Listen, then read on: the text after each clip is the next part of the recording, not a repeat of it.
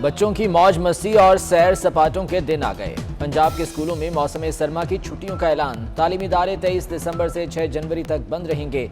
सिंध में 20 दिसंबर से 1 जनवरी तक तातीलात होंगी। विफाकी तालीमी इदारों में 3 से 9 जनवरी तक छुट्टियां होंगी। खैबर पख्तूनख्वा के मैदानी इलाकों में 3 से 12 जनवरी जबकि पहाड़ी इलाकों में 24 दिसंबर से 28 फरवरी तक स्कूल बंद रहेंगे।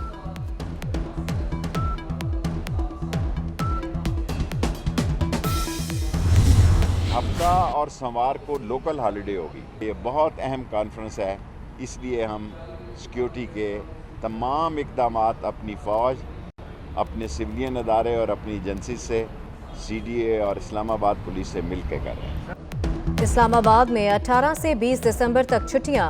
OIC वज़रा ख़ारिजा इजलास के मौका पर वफाकी दारुल हुकूमत में छुट्टियों का ऐलान।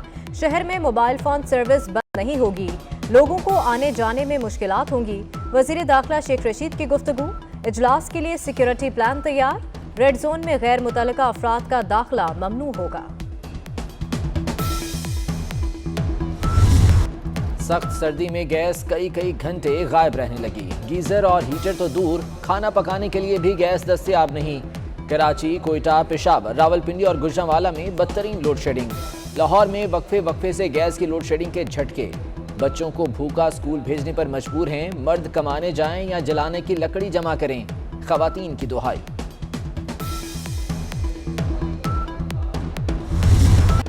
पीपल्स पार्टी का गैस बहरान पर मुल्कगीर एहतजाज। कराची, इस्लामाबाद, गुजरांवाला, रावलपिंडी में जियाले सड़कों पर निकल आए। हैदराबाद, सक्खर, लाड़काना में शदीद एहतजाज। फैसलाबाद, मुल्तान, लिया, चिन्योट में भी मुजाहरे। कराची में लसबेला चौक पर सबसे बड़ा एहतजाज। आने वाले दिनों में कोयला और लकड़ियां भी नहीं मिलेंगी। सईद गनी ने खबरदार कर दिया, कहा इमरान खान की हुकूमत ही मनहूस है। लकड़ियां लाते हैं, कोयला लाते हैं, अब थोड़ा वक्त रह गया है कि लकड़ियों की भी किल्लत हो जाएगी और कोयला भी नहीं मिलेगा।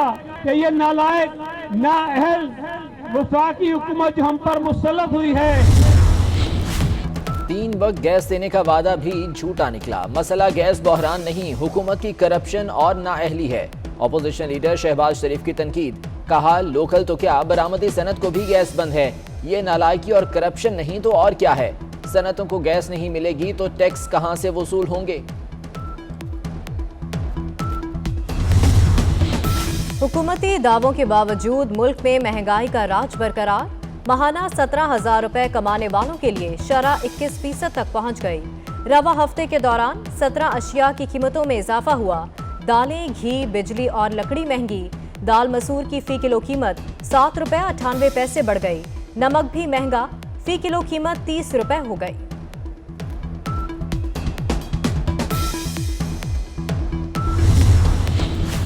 तामीराती मटेरियल की कीमतों में 17% इजाफा। अब सरकारी मंसूबों के लिए भी बजट बढ़ाना पड़ेंगे। सीमेंट की बोरी 120 रुपए महंगी। स्टील की कीमत 125 रुपए से बढ़कर 150 रुपए किलो हो गई।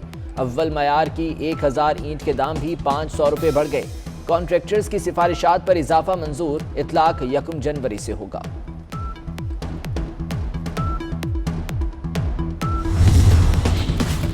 मुझ पर नहीं, ऑपोजिशन पर बात होनी चाहिए।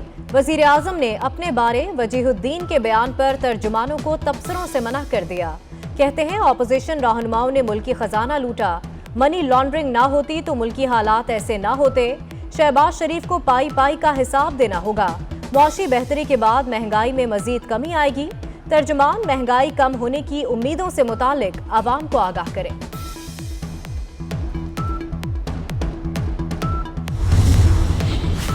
इलेक्शन कमीशन इस्लामाबाद का बल्दियाती इलेक्शन इलेक्ट्रॉनिक वोटिंग मशीनों पर कराने को तैयार। वजारत साइंस एंड टेक्नोलॉजी 3900 मशीनें देने से कासिर। इलेक्शन कमीशन ने वजारत को एक और खत लिख दिया। मेयर के इंतखाब के लिए 50 मशीनें मांग ली। पहले फर्जी इलेक्शन कराएंगे, फिर असली इंतखाबात में मशीन इस्तेमाल होगी।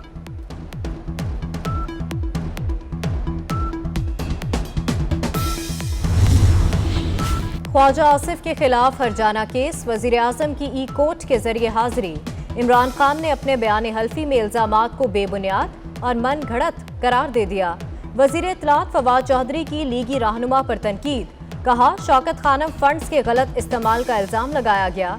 इल्जामात लगेंगे तो पाकिस्तान में फलाही काम कौन करेगा? माजी की तरह इस बार भी ख्वाजा आसिफ का मुंह काला होगा।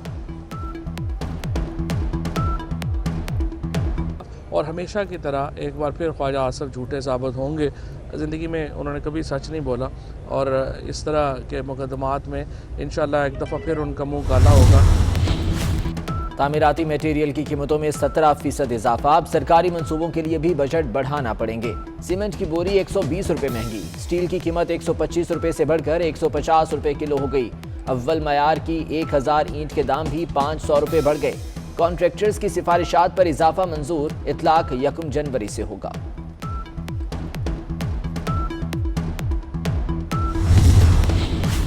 लाहौर हाईकोर्ट का बैरून मुल्क फरार मुलजिमों के हवाले से बड़ा फैसला। मफरूर मुलजिमों को वतन वापसी पर हिफाजती जमानत का हक दे दिया। मुलजिम अजमतुल्लाह की हिफाजती जमानत का फैसला अदालती नज़ीर करार। तहरीरी फैसले में लिखा, किसी शख्स के लिए जिंदगी और जाती आज़ादी से बड़ा कोई तोहफा नहीं हो सकता।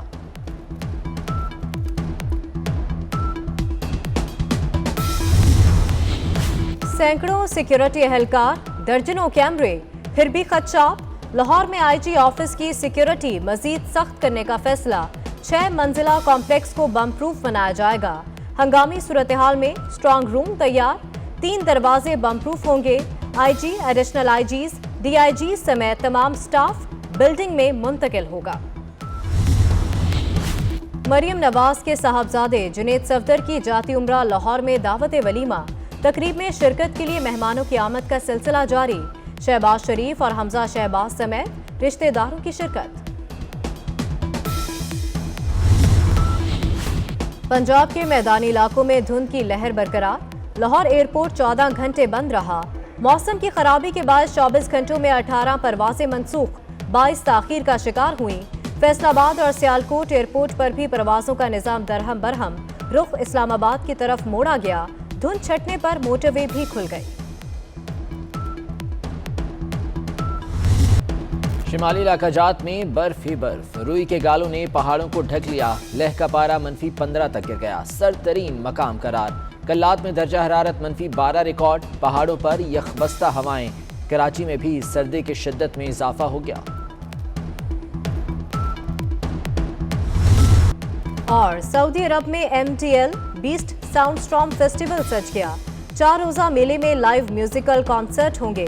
नामवर मुल्की और गैर मुल्की गुलकार और डीजे परफॉर्म करेंगे। आलमी शोहरत याफ्ता डीजे मॉर्टन भी रंग जमाएंगे।